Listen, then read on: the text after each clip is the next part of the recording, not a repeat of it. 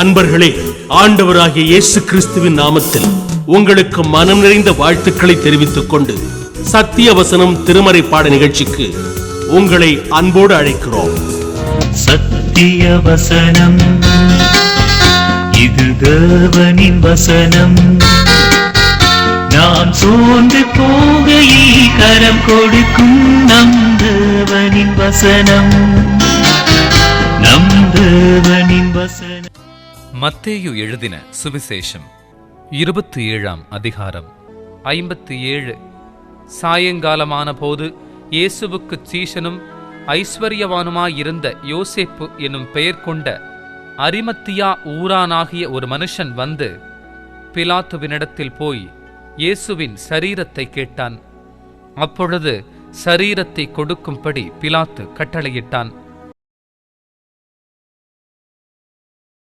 இயேசு கிறிஸ்துவின் இனிய நாமத்தில் சத்தியவசனம் நேயர்களுக்கு என் அன்பின் வாழ்த்துக்கள். இயேசு கிறிஸ்துவின் பூலோக வாழ்க்கை அந்த சிலுவையில் முடிவடைந்தது. சிலுவையை சுற்றி நின்றவர்களையும் சிலுவையோடு சம்பந்தப்பட்டவர்களையும் நாம் தியானித்து கொண்டிருக்கிறோம். இன்றைக்கும் அரிமத்தியா ஊரானாகிய யோசேப்பை பற்றி கொஞ்சம் சிந்திக்கலாம். இவனை பற்றி வெகு சில குறிப்புகளே வேதத்தில் கொடுக்கப்பட்டிருக்கிறது. இருந்தாலும் இவன் செய்தவைகளை வைத்து பார்க்கும் பொழுது இவன் எப்படிப்பட்டவன், எப்படிப்பட்ட ஒரு வாழ்க்கை வாழ்ந்தான் என்பதை நாம் கண்டுகொள்ள முடியும். இவனுடைய வாழ்க்கையை நாம் ஆராய்ந்து பார்ப்பது நமக்கும் ஒரு கிறிஸ்தவ வாழ்க்கை வாழ்வதற்கு அது உதவியாக இருக்கும் என்பதனால் இன்றைக்கும் அவனை குறித்து தியானிக்கிறோம். உங்கள் வேத புஸ்தகம் கையில் இருக்குமானால் நீங்கள் கொஞ்சம் அதை எடுத்து மத்தேயு சுவிசேஷம் 27ஆம் அதிகாரம் 57ஆம் வசனத்தையும் நான் சொல்லுகிற சில வசனங்களையும் வாசித்து பாருங்கள். மத்தேயு 27:57. சாயங்காலமான போது இயேசுவுக்கு சீஷனும் ஐஸ்வர்யவானுமாயிருந்த யோசேப்பு என்னும் பெயர் கொண்ட அரிமத்தியா ஊரானாகிய ஒரு மனுஷன் வந்து பிலாத்துவினிடத்தில் போய் இயேசுவின் சரீரத்தை கேட்டான். அப்பொழுது சரீரத்தை கொடுக்கும்படி பிலாத்து கட்டளையிட்டான். இந்த 27:57 அவனை பற்றி சொல்லி இருக்கிறது என்னவென்றால், இவன் ஒரு இயேசுவுக்கு சீஷன், ஐஸ்வர்யவான் என்று சொல்லி இருக்கிறது. மார்க்கு எழுதின சுவிசேஷம் 15ஆம் அதிகாரம் 43ஆம் வசனத்தை நான் வாசிக்கிறேன். கனம் பொருந்திய ஆலோசனைக்காரனும் அரிமத்தியா ஊரானும் தேவனுடைய ராஜ்யம் வர காத்திருந்தவனுமாகிய யோசேப்பு என்பவன் வந்து பிலாத்துவினிடத்தில் துணிந்து போய் இயேசுவின் சரீரத்தை கேட்டான். சகோதரனே, இந்த வசனம் சொல்லுவதிலே சில வார்த்தைகளை நாம் கவனிக்க வேண்டும். ஆலோசனைக்காரன், யூதர்களுடைய சனகரிப் சங்கத்திலே தெரிந்தெடுக்கப்பட்டவர்கள் ஆலோசனை சங்கம், கவுன்சிலர்ஸ் என்ற ஒரு பொறுப்பிலே இருப்பார்கள். இந்த அரிமத்தியா ஊரானும் அதிலே ஒன்றாயிருந்தபடியினால் சமுதாயத்திலே நல்ல அந்தஸ்துடையவன். அது மட்டுமல்ல, அவனை குறித்து சொல்லி இருக்கிறது தேவனுடைய ராஜ்யம் வர காத்திருந்தவன் என்றும் சொல்லி இருக்கிறது. இன்னும் ஒரு வசனத்தை வாசித்து விட்டு ஒவ்வொரு காரியமாக பார்க்கலாம். லூக்கா 23ஆம் அதிகாரம் 50ஆம் வசனத்தில் இருந்து 53 வரை உள்ளதை வாசிக்கிறேன். யோசேப்பு எனும் பேர் கொண்ட ஒரு ஆலோசனைக்காரன் இருந்தான். அவன் உத்தமனும் நீதிமானுமாய் இருந்தான். அவன் யூதருடைய பட்டணங்களில் ஒன்றாகிய அரிமத்தியாவில் இருந்து வந்தவனும் தேவனுடைய ராஜ்யத்துக்கு காத்திருந்தவனும் யூதர்களுடைய ஆலோசனைக்கும் செய்கைக்கும் சம்மதியாதவனுமாய் இருந்தான். அவன் பிலாத்துவினிடத்தில் போய் இயேசுவின் சரீரத்தை கேட்டு அதை இறக்கி மெல்லிய துப்பட்டியிலே சுற்றி கன்மலையில் வெட்டப்பட்டதுமாய் ஒரு காலும் ஒருவனும் வைக்கப்படாததுமாயிருந்த ஒரு கல்லறையிலே வைத்தான். இவனை குறித்து வேதத்திலே குறிப்பிடப்படுவதற்கு இதுதான் காரணம். பாருங்கள், மத்தேயு சொல்லுகிறான், அவன் சீஷனாயிருந்தான், ஐஸ்வர்யவானாயிருந்தான். ஒரு சீஷன் தன்னைத்தான் வெறுத்து தன் சிலுவையை எடுத்துக்கொண்டு அனுதினமும் இயேசுவை பின்பற்றுகிறவன். அப்படியானால் இந்த அரிமத்தியா ஊரானாகிய யோசேப்பும் இயேசுவை பின்பற்றுகிறவனாக இருந்தான். ஐஸ்வர்யவான் என்று சொல்லி இருக்கிறது. வேதத்திலே ஐஸ்வர்யவானை பற்றி என்ன சொல்லி இருக்கிறது? ஐஸ்வர்யவான் பரலோக ராஜ்யத்தில் பிரவேசிப்பதை பார்க்கிலும் ஒட்டகமானது ஊசியின் காதில் நுழைவது எளிதாயிருக்கும் என்று சொல்லி இருக்கிறதே. இந்த அரிமத்தியா ஊரான் எப்படி சீஷனாகவும் ஐஸ்வர்யவானாகவும் இருந்தான்? மிகவும் முரண்பாடான இரண்டு காரியங்களை இவன் எப்படி செய்ய முடிந்தது? வேதம் சொல்லுகிறது, ஐஸ்வர்யம் விருத்தியானால் உன் இருதயத்தை அதின்மேல் வையாதே. இந்த அரிமத்தியா ஊரான் அவன் தன் ஐஸ்வர்யத்தையோ பணத்தையோ நம்பாமல் இயேசுவையே நம்பி இருந்தபடியினால் அவன் உத்தமனும் நீதிமானுமாய் இருந்து இயேசுவுக்கு ஒரு உத்தம சீஷனாக இருந்தான். அதைத்தான் நாம் ஆச்சரியமாக பார்க்கிறோம். சகோதரனே, சகோதரியே, இன்றைக்கு நீங்கள் எப்படிப்பட்டவர்களாய் இருக்கிறீர்கள்? தேவனுக்காக துணிந்து நிற்பீர்களா? நீங்கள் துணிந்து நிற்க வேண்டிய காலம் வெகு விரைவில் வந்து கொண்டிருக்கிறது. எங்கும் ஆலயங்கள் இடிக்கப்படுகின்றன, கிறிஸ்தவர்கள் துன்புறுத்தப்படுகிறார்கள். இந்த நேரத்திலே நீங்கள் தைரியமாய் இயேசுவுக்கென்று சிலுவை சுமக்கிறவர்களாய் இருப்பீர்களா? இந்த அரிமத்தியா ஊரான் அப்படிப்பட்டவனாக இருந்தான். பாருங்கள்,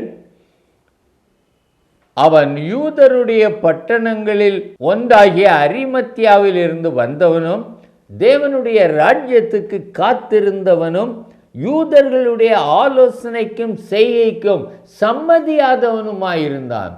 இயேசுவை அவர்கள் பிடிப்பதற்கும் விசாரித்து அவர் மரண ஆக்கினைக்குள்ளாக அவரை தீர்த்ததையும் இந்த யோசேப்பு ஏற்றுக்கொள்ளவில்லை.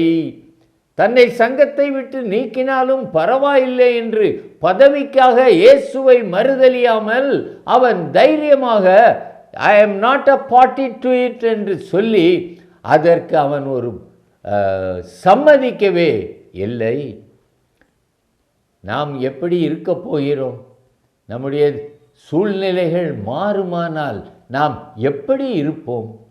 மார்க்கு சுவிசேஷத்திலே இவனை பற்றி சொல்லும் பொழுது ஒரு வார்த்தை சொல்லி இருக்கிறது.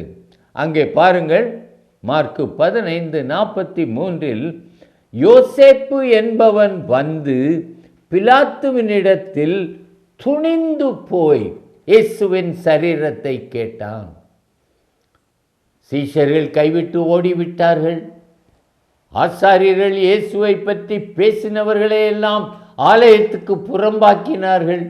இவனுடைய பதவி போகலாம், அந்தஸ்து மாறலாம், ஆனாலும் அவன் இயேசுவினிடத்தில் கொண்டிருந்த அன்பினால் போனான்.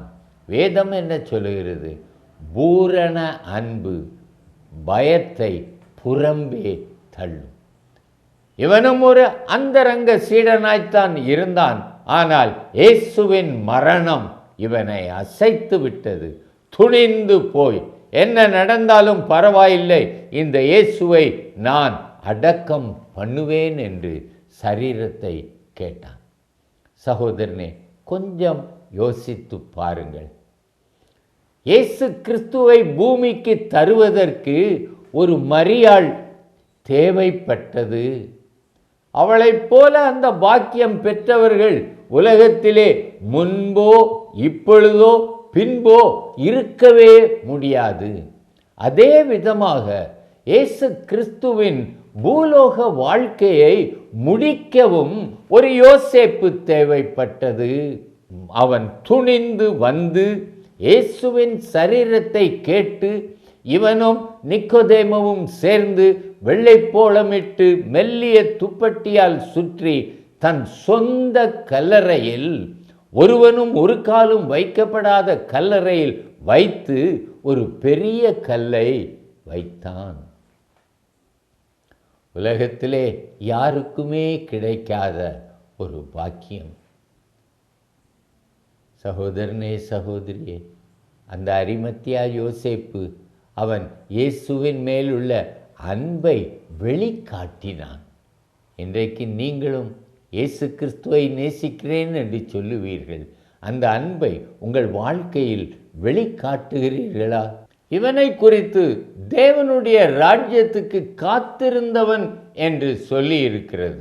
பாருங்கள், ஒவ்வொரு யூதனும் தேவனுடைய ராஜ்யம் வரவும் மேசியா வரவும் எதிர்பார்த்து தான் இருந்தார்கள். மேசியா வருவார், ரோம சாம்ராஜ்யத்தில் இருந்து விடுவித்து தன்னுடைய ராஜ்யத்தை ஆரம்பிப்பார் என்று யூதர்கள் மேசியாவுக்காக காத்திருந்தார்கள். ஆனால் இயேசு மேசியாவாக வந்த பொழுது அவரை ஏற்றுக்கொள்ளாமல் புறக்கணித்தார்கள். ஆனால் இந்த அரிமத்தியா ஊரானாகிய யோசேப்பு கனம் பொருந்திய ஆலோசனைக்காரன் இயேசுவை மேசியாவாக ஏற்றுக்கொண்டதினால் அவரை இவன் நேசித்து அவருக்கு சீடனானான். அவரை ஏற்றுக்கொண்டதினால் தன் உள்ளத்திலே தேவனுடைய ராஜ்யத்தை அனுபவித்தான். அதை வெளிப்படையாக அவன் தன்னுடைய அன்பை காட்ட அவனுக்கு ஒரு வாய்ப்பு கிடைத்தது. இந்த சரீரத்தை காலையிலேயே, 3ஆம் நாள் காலையிலேயே சுகந்த வர்க்கமிட சில பெண்கள் வந்தார்கள். ஆனால் அவர்களுக்கோ அந்த இயேசுவுக்கு ஒரு நன்மை செய்யும் ஒரு பாக்கியம் கிடைக்கவே இல்லை. ஏன்? இயேசு உயிர் தெழுந்து விட்டார். ஆகவே இவர்களுக்கு இயேசுவின் சரீரத்திற்கு சுகந்த வர்க்கமிடும் பாக்கியம் கிடைக்கவே இல்லை. ஆகவே இந்த அரிமத்தியா ஊரான் தான் அவன் பாக்கியவான்.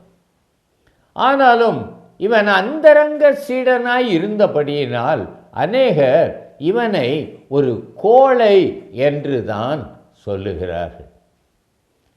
ஒரு வேலைக்காரியின் முன்னாக மறுதலித்த பேதுரு ஆலோசனை சங்கத்திலே ஜீவாதிபதியை கொலை செய்தீர்கள் என்று தைரியமாக பேசவில்லையா?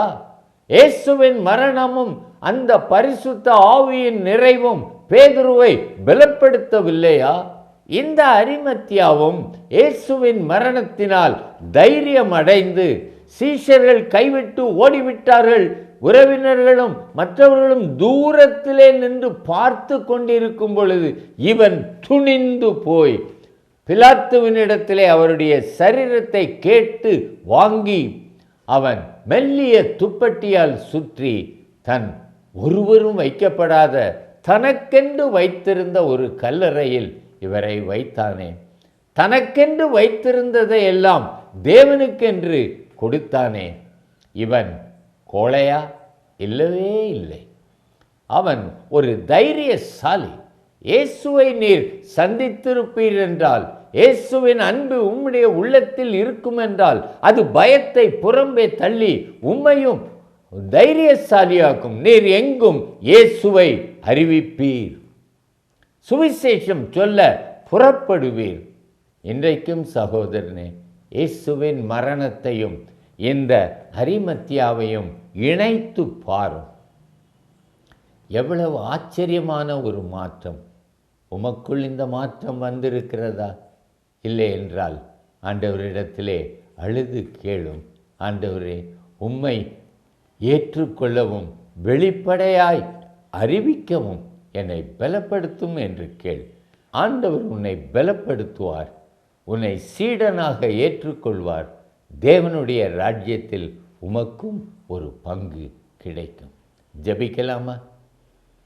அன்பின் தகப்பனே, நாங்களும் உம்முடைய ராஜ்யம் வர காத்திருக்கிறோம். நீர் மறுபடியும் மேகங்கள் மேல் வருவீர், என்னை அழைத்து கொண்டு செல்வீர். பரலோகத்திலே எனக்கு ஒரு வீட்டை கட்டி கொண்டிருக்கிறீர், அதிலே நான் உம்மோடு நித்தியமாய் வாழுவேன் என்று நான் விசுவாசிக்கிறேன் தகப்பனே. ஆனால் இந்த விசுவாசத்தை என் வாழ்க்கையின் மூலமாக மற்றவர்களுக்கு காண்பித்து அவர்களையும் உம்மை ஏற்றுக்கொள்ள செய்ய எனக்கு வாய்ப்புகளை தாரும், வார்த்தைகளை தாரும். நானும் உமக்கு ஒரு ஊழியனாய் இருக்க என்னை பலப்படுத்தும். இயேசு நாமத்தில் ஜெபிக்கிறேன் ஜீவனுள்ள பிதாவே, ஆமென்.